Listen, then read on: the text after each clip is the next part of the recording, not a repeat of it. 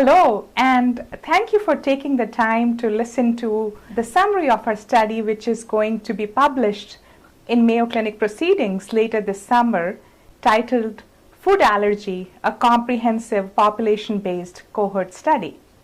Let me start with a little introduction about myself and why we did this study. My name is Avni Joshi. I'm a consultant in the Division of Pediatric Allergy and Immunology at Mayo Clinic Children's Center, and I take care of children and adults with allergic and immunological disorders. So, a patient comes to our clinic and we diagnosed a very young child with food allergy, and the natural next question for the family would be, how common is this?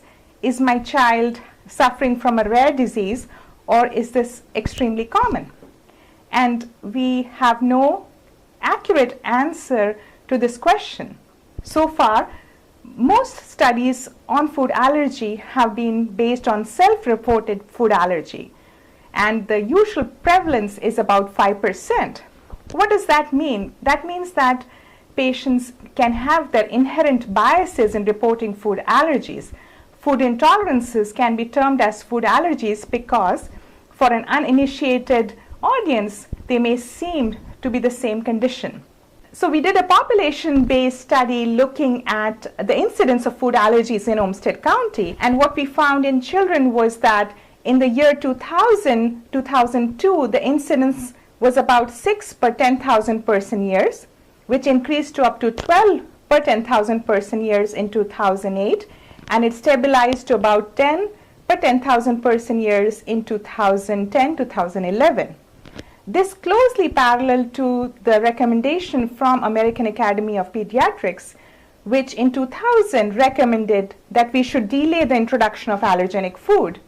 And by 2008, we were seeing a growing epidemic of food allergy when the AAP came out saying they do not have a clear directive of when or when not to introduce allergenic food.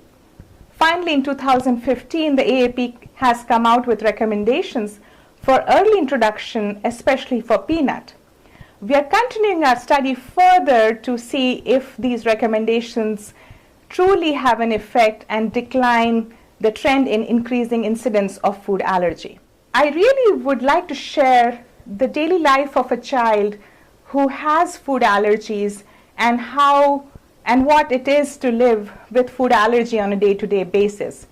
Please enjoy this video. Well, first out, I was allergic to gluten and soy, and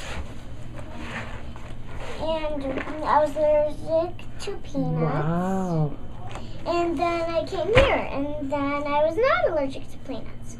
And then we tested out for soy and gluten, and then I was like for sure for gluten. And then then we did soy, and then we tried it, and then I barfed afterwards, and then as I had to go in the emergency room, and then I was home, and then I was good again, and everything seems to have soy. And then today I tested out for all the nuts. I eat certain foods that I never tried before, and then I eat them here, and then I wait a little while and see how my tummy feels. And this is a really silly part. You guys get to see. I was like, done. Okay, am I done yet? Please don't tell me I'm not, because I please want to have some more nuts. What do you think is the best part about coming to Mayo for allergy testing? What's the best part? Seeing Dr. Doug. As you can see, she's one of our most enthusiastic patients and is very motivated to talk about her food allergies. But not all patients with food allergies are in the same boat. Food allergy brings in a significant toll for not only the child in terms of physical growth issues with food avoidance and calorie restrictions at times. It also has emotional issues as well as social anxieties for children to eat outside the house. It also brings in significant financial burden for the families. So I hope our first ever population-based study helps us in understanding the growing epidemic of food allergies and would allow for better healthcare resource allocation for food allergy research. I think this study is more hypothesis generating rather than hypothesis testing, but I hope this study will pave the way to further research food allergies. Thank you for listening to our summary, and I hope you enjoy reading our paper in Mayo Clinic Proceedings. Thank you. We hope you found this presentation from the content of Mayo Clinic Proceedings valuable. Our journal's mission is to promote the best interests of patients by advancing the knowledge and professionalism of the physician community. If you are interested in more information about us, our homepage is www.mayoclinicproceedings.org.